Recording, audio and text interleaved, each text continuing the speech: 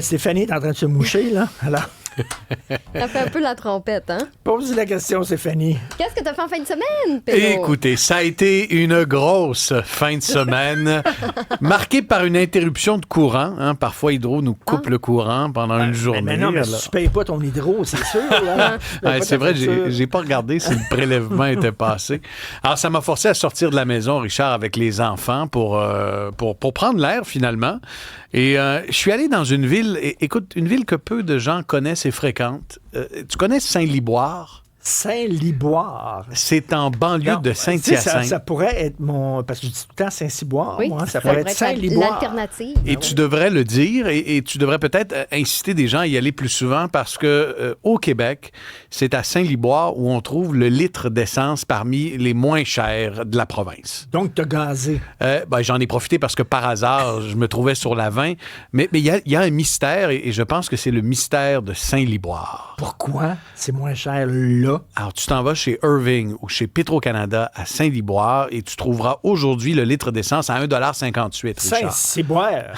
Saint-Liboire, c'est 30 sous de moins qu'à Montréal, Richard. Alors, je te le dis, j'ai fait le calcul. Je sais que tu mais c'est 30 sous moins cher qu'à Montréal, mais combien d'argent tu dépenses pour te rendre à Saint-Liboire? Alors, j'ai fait le calcul, Richard. J'ai fait le calcul. Alors, si tu quittes le studio de Cube à 16h58 aujourd'hui et que tu te rends à Saint-Liboire, tu vas parcourir quand même 150 km. Et si tu as un véhicule qui consomme 7 litres au 100, ça va te coûter 16 $ un aller-retour à Saint-Liboire. Aller-retour. Tu n'économiseras pas 100 Et tu vas économiser 18 $. Oh! Donc, c'est rentable, Richard. Tu vas sauver 2 $. Blague à part, au-delà du trajet Cube-Saint-Liboire, c'est devenu un hub de la région parce que j'y suis allé en fin de semaine. J'y suis retourné pour faire un tournage pour l'émission À vos affaires de ce soir.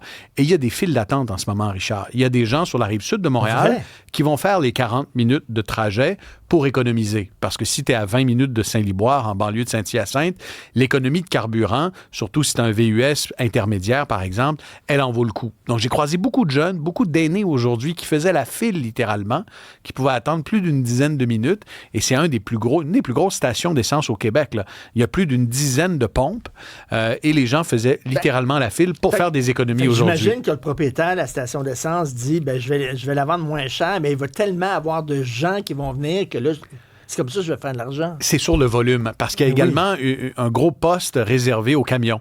Donc, les camionneurs arrêtent là également. Et le couche-tard qui est installé là, je pense que c'est un des couche-tards qui réalise le plus gros chiffre d'affaires au Québec. Ça, puis peut-être au Madrid, le dépanneur du Madrid. Là, le Madrid 2.0. Le Madrid 2.0, sans autant de dinosaures. Non, franchement, j'ai jamais vu un couche-tard où il y avait à la fois une section librairie et une section casse-tête aussi. En tout cas, si vous cherchez un casse-tête, il y a des casse-têtes en rabais à 10 $ à Saint-Liboire, au couche-tard. C'est un des plus gros couche-tards que j'ai vu. Alors oui, ils misent là-dessus. Et puis, Richard, j'ai envie de te dire, au cours des prochaines semaines et des prochains mois, on va surveiller combien de temps va durer le conflit en Iran. Plus sérieusement, si tu regardes les projections, advenant le cas où le détroit d'Ormuz, qui longe la côte iranienne, était toujours fermé aux grands pétroliers pendant un mois, les impacts, on va les ressentir jusqu'au printemps à la pompe. Et si le conflit venait à s'étendre sur une période de 3 mois, ce serait catastrophique. C'est pour ça qu'il faut prier pour que le conflit soit de courte durée. Si on a un conflit, si le détroit d'Ormuz est perturbé pendant 3 mois, le prix de l'essence va demeurer élevé jusqu'au mois de septembre, jusqu'à août-septembre, selon les projections de Bloomberg. Donc, les gens qui veulent se promener au Québec cet été? Écoute, j'ai croisé aujourd'hui à Saint-Liboire un livreur, qui s'en allait à Chibougamau et qui livrait de la colle. Ah, tu vas me dire, c'est banal, c'est une cargaison de colle. Lui m'a dit, le coût de transport est plusieurs centaines de dollars supplémentaires que moi, je dois assumer. Mais à partir du prochain contrat de livraison, c'est le client qui va l'assumer. C'est celui qui achète la colle industrielle pour ses installations à Chibougamau. Et admettons que ce soit une minière dans le nord du Québec qui doive absorber ces coûts-là, bien, ultimement, ça va se rendre jusqu'au client. Et ça pourrait prendre seulement quelques semaines. Donc, on a vu les chiffres de l'inflation aujourd'hui qui sont maîtrisés au Canada et au Québec. On est à peu près à 1,8 au Canada, 2,8 au Québec. On a vu des chiffres de l'inflation beaucoup plus élevés par le passé. mais je pense qu'on doit garder à l'esprit et être préoccupé par les chiffres qui s'en viendront le mois prochain. Tu m'as fait peur, toi, la semaine dernière, parce que tu disais le carburant des avions va coûter plus cher, ça va se refléter sur le prix des billets. Fait que là, j'ai dit ça à ma blonde parce qu'on veut retourner au Japon ce week-end. C'est 18 heures de vol quand même. Ce week-end? Non, cet été, excuse-moi. On allait dire petit week-end à Tokyo. Oui, je pars vendredi, puis je reviens. Et là, j'ai dit à ma blonde, ben là, il va falloir acheter des billets avant que les prix augmentent. Mais actuellement, c'est le même prix que l'an dernier. Là. Ça n'a pas vraiment changé. À moyen terme, les prix sont quand même assez stables. À court terme, si vous voulez voyager tout le monde au mois d'avril, attention. Un vol pour la première semaine d'avril, un vol Montréal-Tokyo sur Air Canada est à 50 000 $ pour 4. Je te le dis, Richard, j'ai fait le test. Mais non, tu me niaises. Je te niaise pas. Hier soir, bon, peut-être que les prix ont redescendu, peut-être que c'était un billet. Mais le seul billet qui 50 000 $ le seul billet qui était disponible pour la première semaine d'avril, un Montréal-Tokyo, était à 52 000 hier soir pour 4 personnes. Sûr de ça? Je suis sûr de ça. Mais là, écoute, j'ai fait une recherche sur Google Flight pour voir le prix des différentes destinations, pour voir qu'est-ce qui était plus cher, qu'est-ce qui était moins cher. Destination européenne, pour le mois d'avril, c'est légèrement plus cher. Les destinations vers les Caraïbes sont vraiment beaucoup plus chères. Alors, tu regardes des établissements hôteliers de la chaîne Dreams ou de la chaîne Club Med, là, les prix sont vraiment dans le plafond et c'est entre autres lié au fait qu'à Cuba, il y a un arrêt quasi total des activités touristiques.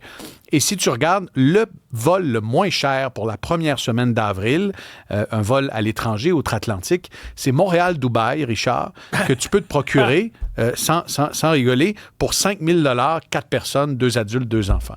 Alors, pour l'instant, il faut voir les destinations. Si vous prévoyez un voyage, je dirais cet été, là, comme toi, Richard, peut-être magasiner plus tôt que tard, parce que pour l'instant, on voit dans les prochaines semaines des prix qui sont peut-être un petit peu plus élevés qu'à l'habitude. Et quand je te dis le 50 000 pour Tokyo, je te rappelle que c'est une recherche peu exhaustive sur Google Flight hier soir pour voir le prix des liaisons aériennes pour la première semaine du mois d'avril. Je vais en parler à Mme Martineau. Alors, la Ville de Montréal, t'as écouté, hein, je pense qu'ils ont reculé finalement sur leur idée de ne pas mettre de poubelles dans le parc La Fontaine. Alors, c'est un premier combat de gagner. Alors, on va avoir des poubelles dans le parc La Fontaine. Tu craignais que ça soit le bordel total si on enlève les poubelles. Là. J'ai vu ce que ça faisait dans le parc en avant de chez moi. Richard, j'ai habité pendant plusieurs décennies au même endroit, puis ça a toujours été un parc magnifique. Ben, je connais ce parc-là parce que du Trisac a déjà habité dans ce coin-là. Oui, c'est un beau parc. Des terrains de soccer. Et puis là, depuis 2-3 ans, il y avait non seulement le retrait des poubelles, mais ils se sont mis à ne plus couper le gazon, Richard, dans le parc. Et la raison évoquée, c'était la protection de l'écosystème et entre autres des abeilles qui se reproduisent. Et on a cette tendance à trouver des excuses. Alors, moi, j'aurais préféré que la Ville nous dise « on veut couper des coûts hein? ». Alors, votre parc, qui jadis était avec ce gazon verdoyant qui en faisait sa renommée, va devenir un champ de blé. Hein? Il y a une espèce de mauvaise herbe qui était montée à plusieurs pieds de hauteur. Mais c'était pas pour couper des coûts, c'est pour les abeilles. C'est pour les abeilles. Tout comme les poubelles, c'est pour la responsabilisation du citoyen. Alors, je veux bien qu'à Tokyo, par exemple, les gens trient dans leurs poubelles, et tu en as probablement été témoin au Japon, vont trier le métal, le plastique, mais culturellement, je pense pas qu'on soit prêt au Québec à retirer des poubelles et à imposer le fardeau aux gens de ramener leurs poubelles. Au contraire, je pense qu'on devrait en avoir davantage et les vider plus souvent et embaucher plus de monde parce que Montréal mérite d'être une ville belle, propre et en santé, avec un gazon fraîchement coupé, s'il vous plaît. Puis, quitte à faire ce qu'ils ont fait déjà au Parc Pélican, pas très loin, Richard, un été, c'est ce qu'ils avaient fait. Ils avaient embauché un berger avec des moutons. Et les moutons broutaient le gazon. Et le gazon est en parfaite santé. Juste ici, sur la rue Masson, à Montréal, pendant un été, il y a eu un projet pilote. C'est des moutons. Attends, mais là, tu me niaises. Non. Non, mais au Parc Maisonneuve. Il y avait un berger avec des moutons. Il y a Biquette, repère de Biquette. Et les moutons passent l'été là, jusqu'au mois de septembre, fin septembre. Les moutons broutent l'herbe du Parc Maisonneuve. Exactement. Comme ça, tu n'as pas besoin d'embaucher de col bleu. Peut-être que les cols bleus vont déposer un grief contre les moutons, Richard, l'histoire le dira. Et n'importe quel citoyen peut être le berger de ces moutons-là. Tu peux donner ton nom. Oui, c'est bénévole, là, évidemment, mais c'est une expérience. Tu peux guider les moutons dans le parc. Ça ferait une très bonne émission de télé-réalité, Les Bergers, tiens. Avec Richard Martineau. Avec Tom Bibeau et Yvan Ducharme. Non, mais je te verrais, Richard, tondre un mouton. Ben oui. Merci beaucoup. On t'écoute ce soir, bien sûr, P.O. Merci.